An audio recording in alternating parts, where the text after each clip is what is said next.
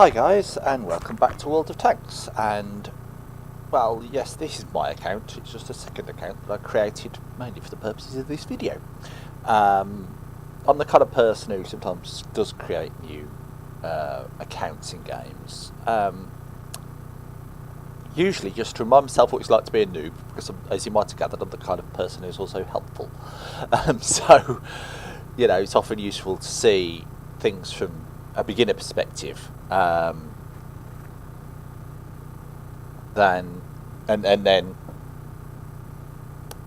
in order to give yourself an insight and advise people better. So this video is going to start with just the basics of how stuff in the garage effectively works in World of Tanks, and then I'll do other videos. I'll do a bit of a game and things like that. When you join World of Tanks, you'll have played. If you haven't joined World of Tanks yet, then you won't yet, but chances are you're watching this video having already played a bit. You will have played or done a sort of very, very brief intro thing where you're driving a T-34 around.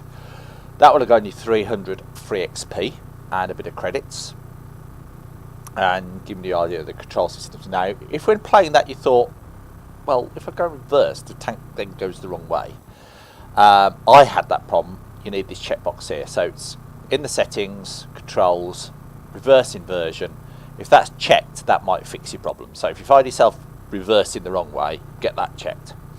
Anyway, the main purpose of this, we're going to look at crew, we're going to look at tech trees, and I'm going to give you a bit of advice about where to start your World of Tanks career in terms of which tanks to level initially. Until you're completely comfortable with it, you won't be going past tier 4, and the tiers are explained in the tech tree. You start at tier 1, if you go to Chinese, you start at tier 1, tier 2, tier 3, 4, 5, 6, and that goes on. And basically you'll play a tank at tier 1, which will give you enough experience and credits to then buy a tier 2, and unlock a tier 2, and it works your way through it. So if you go to the VAE type B, you can see I've partially unlocked this. So I haven't unlocked this gun, which you can see because it's got a green box underneath, and I unlock it with experience. If you look down here, I've got 492 experience, so I could unlock it. I'm not going to, but I could do. I've also got 87 free experience. You get a bit of free experience with every game you play. You're given 300 XP free experience when you do that intro. And you can use gold, which is an in-game currency that you pay for real-life money, to convert spare combat experience into free experience. And free experience you can spend on anything, any experience. So I could buy that for 35 credits. I'm not. I'm trying to work on to get into the Chiha here. So the way that it works is I've got this tank. You play it a bit, you can maybe unlock a module, you can then use the experience, and then you use credits to buy, and you just click on the brown boxes to buy.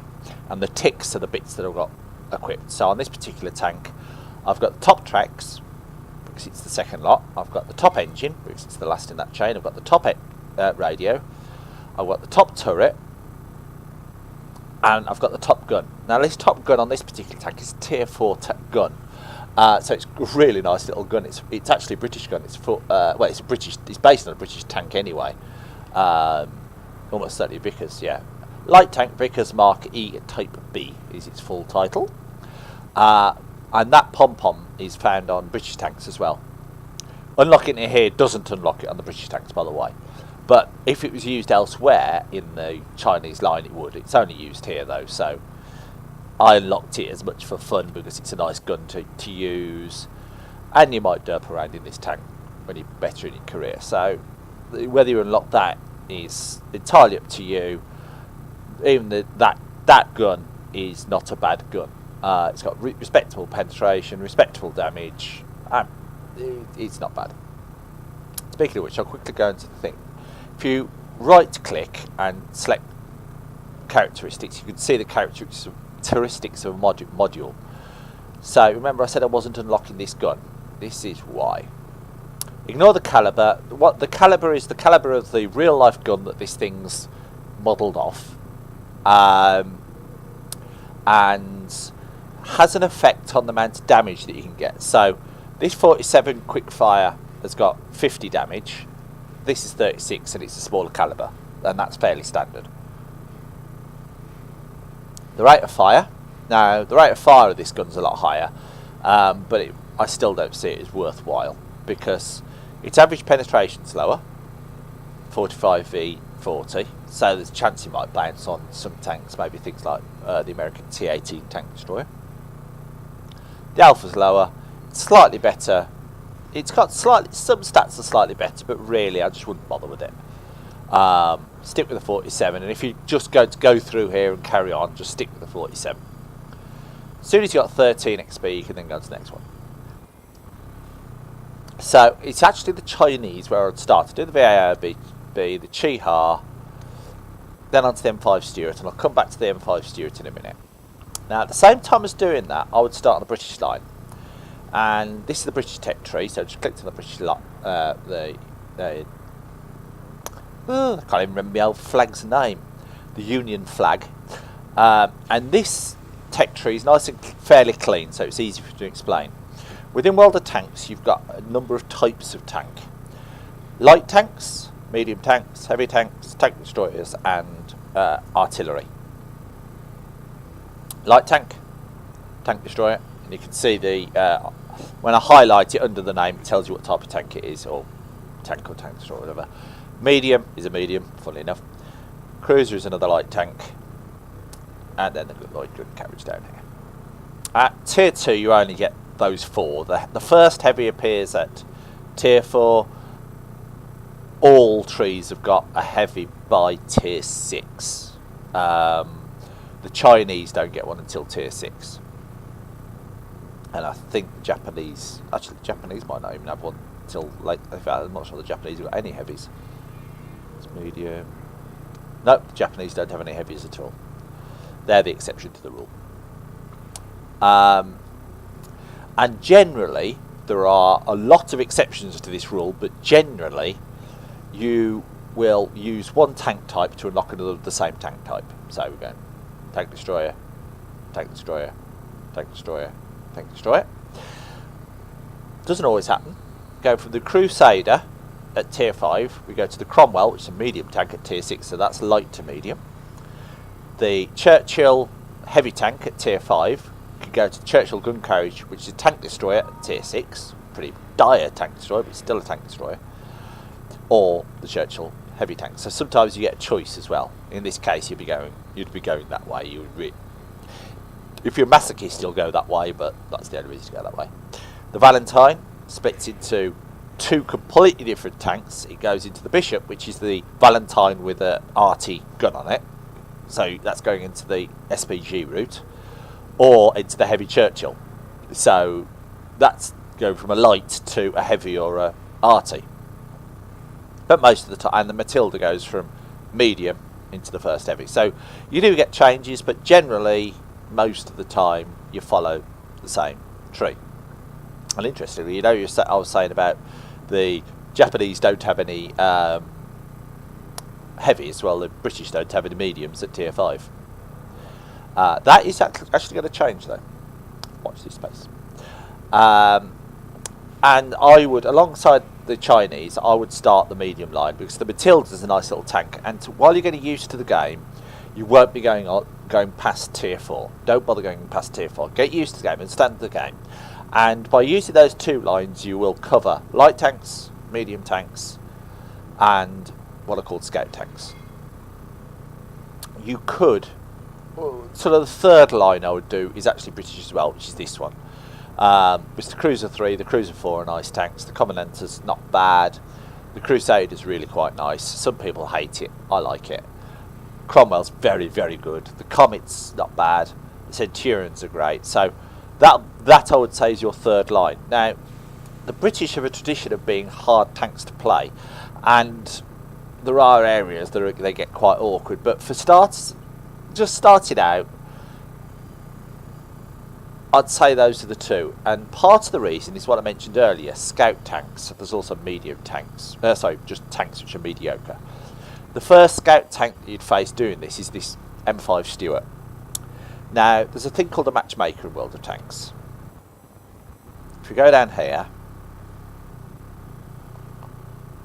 on the mod that I'm using, you can get mods to add on to World of Tanks. Don't worry about them too much at the moment, but it's useful for this demonstration.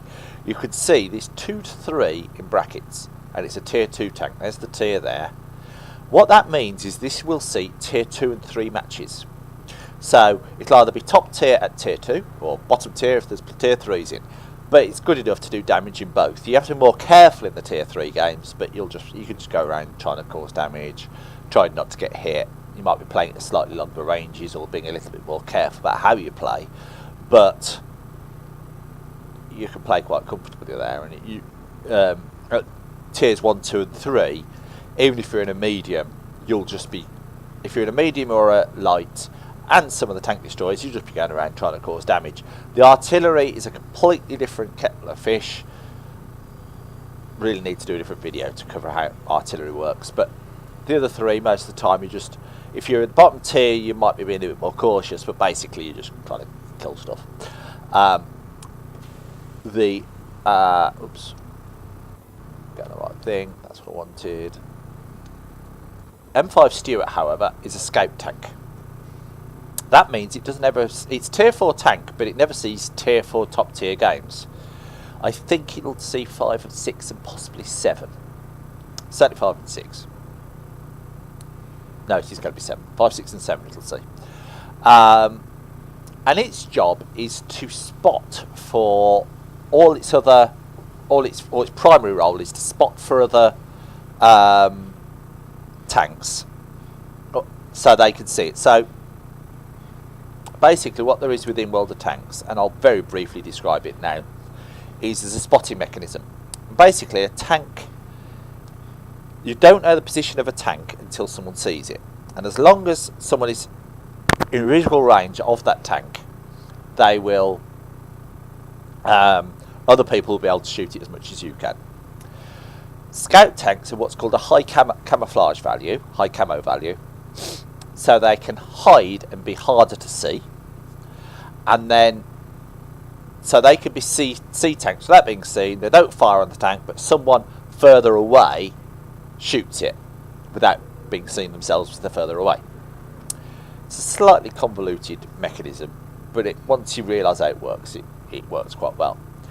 And that's sort of the intended base role of a scout tank, is to actually see stuff. So this tank, certainly you don't go wading into a pile of enemy tanks with this. You play it a lot more cautiously. You find somewhere to hide up. And there's 2 videos which really show how to scout. One's got an active scouting example and one's a passive scouting example. One's the leopard with spots video, and the other is, I can't remember, it's got a chaffee game in there, a chaffee in there as well. And the pair of the 2 games really show you. It's got 5916 and a chaffee.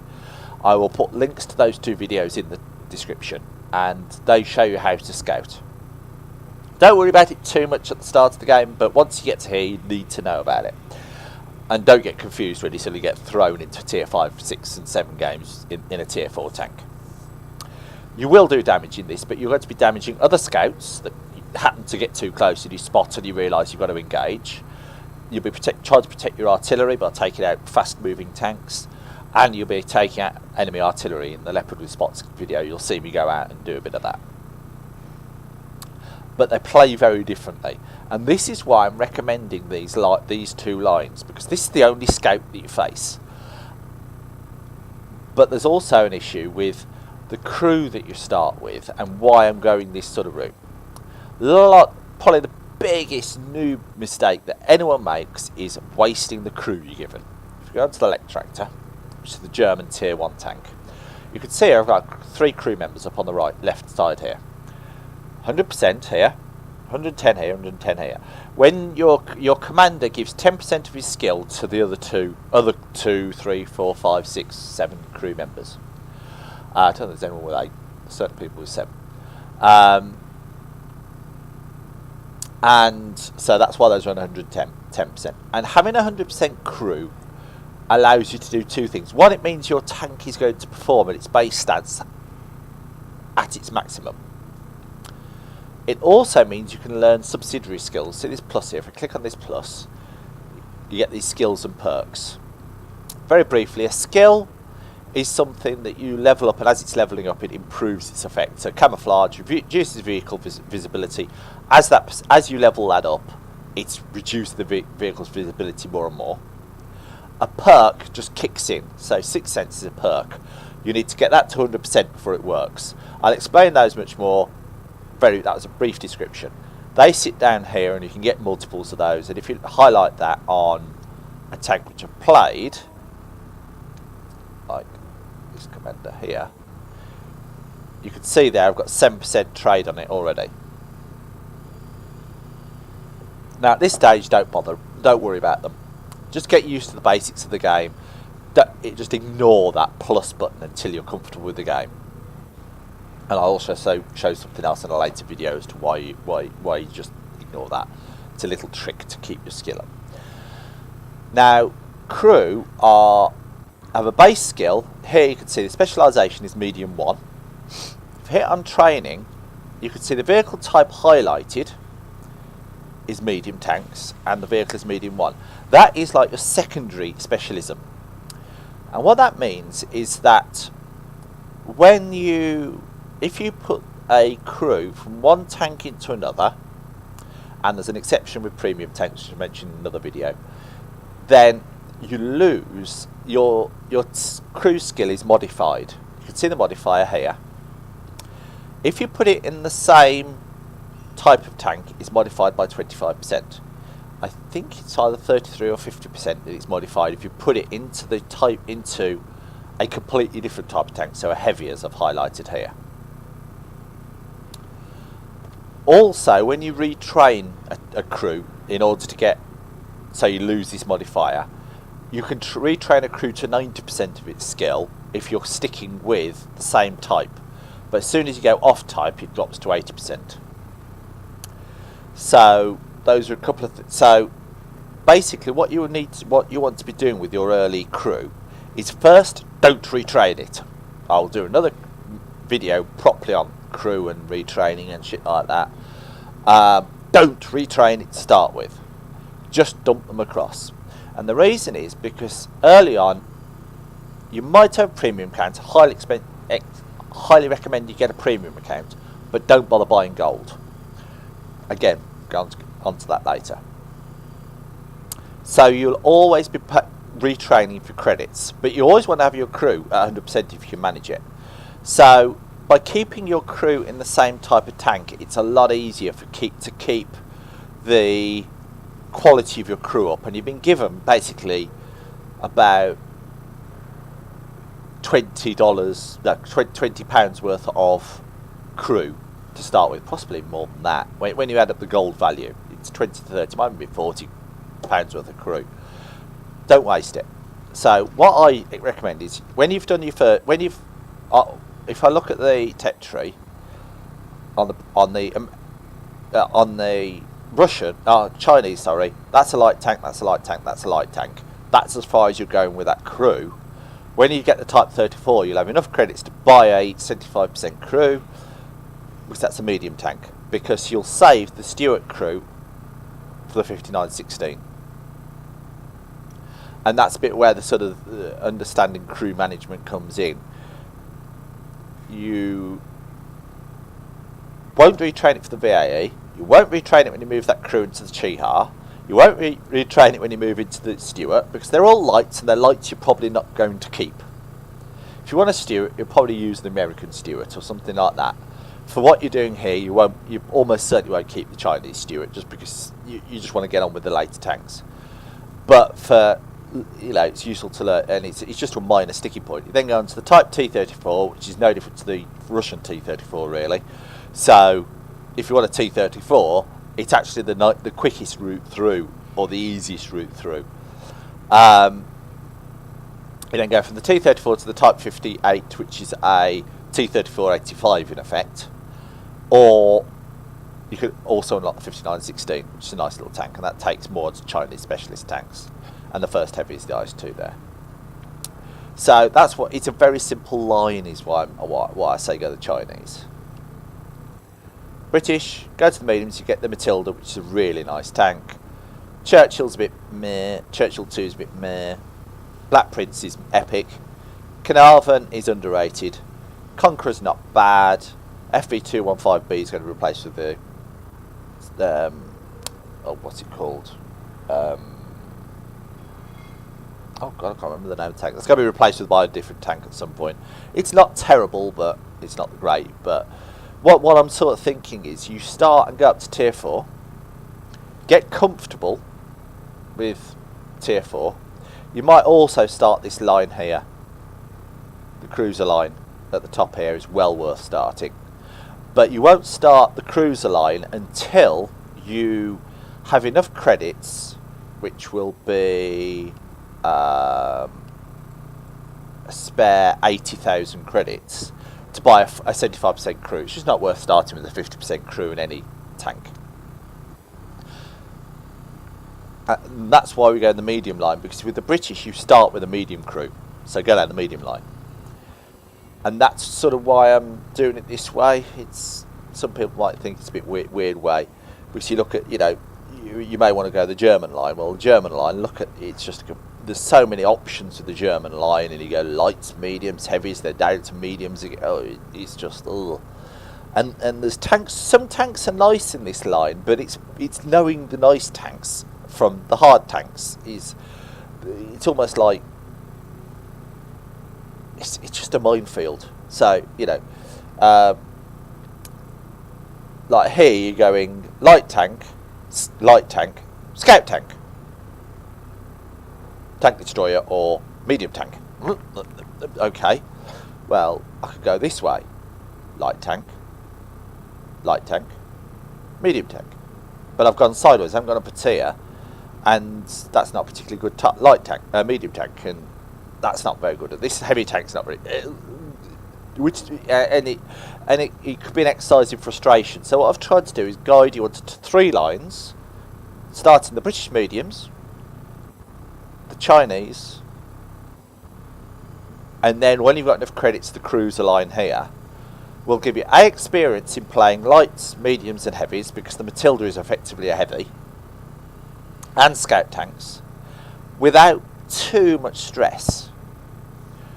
Once you're comfortable with how the game plays, how it goes, keep going down this line, because there's no bad tanks in this line whatsoever, except perhaps the FV4202 isn't a bad tank by any means, but it's not the best tier 10, so it might not be the first tier 10 you want, but the Cruise Centurion 7-1's pretty nice. Then start looking at the other lines, but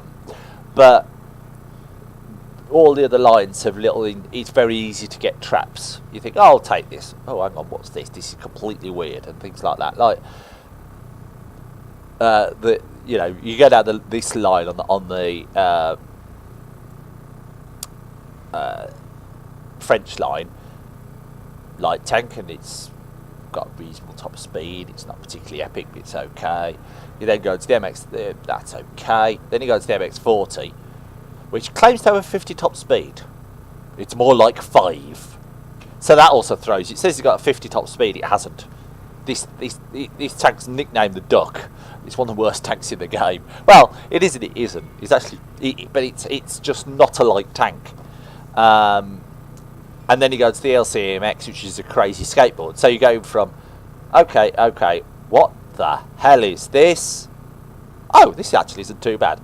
Then you go to one that drives like it's in porridge, and then actually, the rest of the lineup actually isn't too bad on that particular run. But you've got a duff tank in the middle, and what I've tried to do is steer you away from having duff tanks in your lineup too early on, because if you hit a duff tank and you're wondering what the heck's going on, it can put you off the game. The French are terrible for duff tanks. Tier 2 doesn't matter, the British medium 2 is not a great tank, but it's got a decent enough gun, it does damage. You're not likely to be frustrated by it, because you'll get through it fairly quickly. Tier 3, again, you can get through them fairly quickly. There's nothing special on the British, on the French here. The U is actually quite a nice little tank. Then you go to this thing, which is awful. That, which is okay. That's awful. That's okay. That's not bad. That's reasonably good. It's the heavies. That's ish. That's meh. That's not got bad gun, but it's not great. That's not bad. I'm not sure how good that is, but it's like there's nothing there. There's a couple of weird ones there. You look on the German line, things like the DW2. You know, if you want to go up the heavies into the Tiger, which route do you take? Because the DW2 is pretty meh, but these, you know, the two Panzers here aren't particularly brilliant.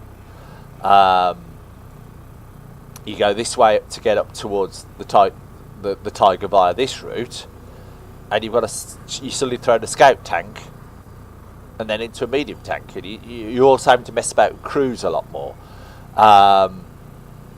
So I'm just trying to steer you into lines which are fairly simple, easy, not very complex.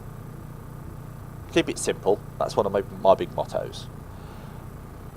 Once you're comfortable with the game, then start looking at the more complex lines. I mean, the Russian there, half the, you know, T-28's okay, it's not bad, but it's not great. The A-20's really tough, and I don't think it has anymore, but it used to have scout matchmaking, which made it even worse. The T-80 I think is a scout, but the T-50 might not be, but I can't remember. Oh, yeah. Worry about that when you know how to play the game, and that's really why I've gone for these two lines. They're simple, clean, effective. The American line isn't terrible, it's not too bad, but again you've got a Stewart in there, so which then leads into the medium line there. You've got another, those are the two tank destroyer lines. You've got the M3 Lee, sorry, which is pretty tough tank to play. So you've either got and the M7 is not necessarily where you'd want to go. You're probably more likely to want to go this way, and in fact there you go, light tank, medium tank, light tank. So you've got a spare, you've had to run a medium in the middle. There's lots of little catches like that in the bigger trees, which just don't exist in the British lineup or in the Chinese. So that's what I would do. As I say, go and have a look at those two scouting videos once you get up to the Stewart to know how to do the scouting. I will play a game because I don't think I said at the beginning of the video. The reason I decided to do these is I saw my flatmate trying to play this game, and he wasn't very good. He struggled, and the reason he wasn't very good is he's never played first-person shooters before. He just didn't understand. You know, he ain't got necessarily the coordination, but just trying to understand a lot of the game he struggled with. And this is sort of intended to be a basic crew and tech tree intro. Hopefully it made sense. Hopefully it's useful. Hopefully I didn't make too many mistakes, and hopefully he'll come back and hopefully he's there. Come back and see me for the next one, where we'll have a bit of gameplay and things like that. Anyway, speak to you soon. Ta-ra.